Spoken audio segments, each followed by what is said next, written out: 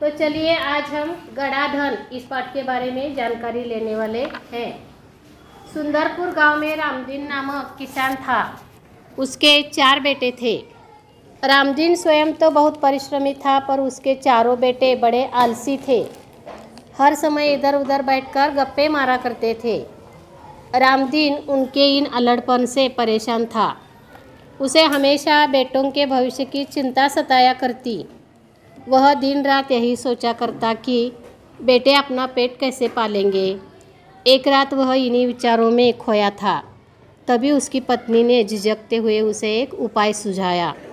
उपाय सुनकर वह कुछ देर सोचता रहा, फिर एकाएक खुशी से उछल पड़ा। अगली सुबह रामदीन ने अपने चारों बेटों को बुलाकर कहा, मैं और तुम्हारी माँ अब बूढ़े हो गए हैं। हम दूर तीर्थ यात्रा पर जा रहे हैं। मैंने खेत में धन गाड़कर छिपा रखा है। यदि कोई ज़रूरत पड़े तो उसे निकाल कर उपयोग कर लेना। गड़े हुए धन की बात सुनकर बेटे खुश हो गए और उन्होंने अपने पिताजी को खुशी खुशी तीर्थ यात्रा पर जाने के लिए कह दिया। वे मन ही मन खुश हो गए कि अब कुछ दिनों तक पिताजी का बंधन भी उन पर नहीं होगा। अब चारों भाइयों को चिंता हुई। उन्हें अपने पिताजी की कही बात याद आ गई कि ज़रूरत पड़ने पर खेत में गड़ा धन निकाल लेना। उन्होंने रात के समय खेत की खुदाई का काम आरंभ किया।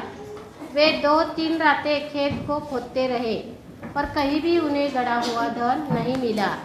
रात भर के परिश्रम से वे बहुत थक गए थे।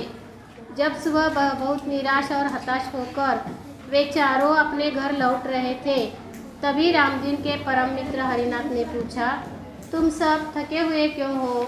कारण जानने के बाद हरिनाथ ने उन चारों को सलाह देते हुए कहा, तुम लोगों ने खेत तो खोद ही लिया है, अब उसमें बीज बो दो।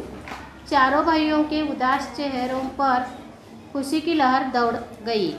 उन्होंने हरिनाथ के कहे अनुसार ही किया। खेत में नन्हे नन्हे अंकुर निकल आए। उन चारों के मन में उत्साह जाग गया। वे निराई गुड़ाई करने लगे। फसल बहुत अच्छी हुई। हरिनाथ काका को धन्यवाद देकर वे फसल को बाजार में बेचने के लिए ले जाने की तैयारी में जुट गए। उसी समय तीर्थ यात्रा से रामदीन और उसकी पत्नी लौट आए। माता पिता के आते ही बेटों ने उनके चरण स्पर्श किए। गाड़ी में लदे अनाज के बोरे देखकर रामदीन ने कहा, अब तुम्हें खेत में गड़े धन का राज समझ में आ गया होगा। चारों ने सिर हिलाकर स्वीकार किया और कहा, हाँ पिताजी, अब हम यह भी समझ गए हैं कि जीवन में परिश्रम के बिना कुछ भी संभव नहीं है। परिश्रम से ही धन कमाया जा सकता है।